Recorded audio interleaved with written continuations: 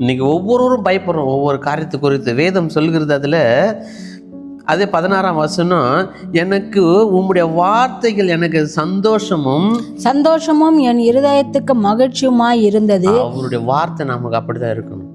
ஒவ்வொரு கர்த்தருடைய பிள்ளையும் நம்ம புறப்படும் போது, எந்த காரியத்தை செய்யும் போது, உம்முடைய வார்த்தைப்பா, உம்முடைய வார்த்தை எனக்கு மகிழ்ச்சி, உம்முடைய வார்த்தை எனக்கு சந்தோஷம், உம்முடைய வார்த்தை எனக்கு காரியத்தை கைகூடி வர செய்யும், அது எனக்கு பலன், அது எனக்கு கோட்டை.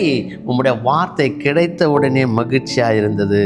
சேனைகளின் தேவனாகிய கர்த்தாவே, உம்முடைய நாமம் எனக்கு தரிக்கப்பட்டு இருக்கிறது. எப்படி ஆண்டவருடைய நாமம்னா, சேனைகளின் தேவனாகிய கர்த்தர் நம் தேவன்.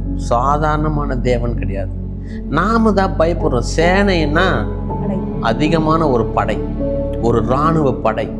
அவர் ஒருவராக இல்லை, அதுதானே சேனைகளின் தேவனாகிய கர்த்தர். வான மண்டலத்தின் பொல்லாத ஆவிகளை கூட துரத்தன ஆவிகள், உன்னை சுற்றில் இருக்கிற வலு சர்ப்பத்தின் ஆவிகள், பிசாசின் கட்டுகள், உன் குடும்பத்தை கெடுக்கிற வலு சர்ப்பத்தின் ஆவியின் பொல்லாத ஆவியின் கிரிகளை அழிக்கும்படி அவர் சேனைகளின் தேவனாகிய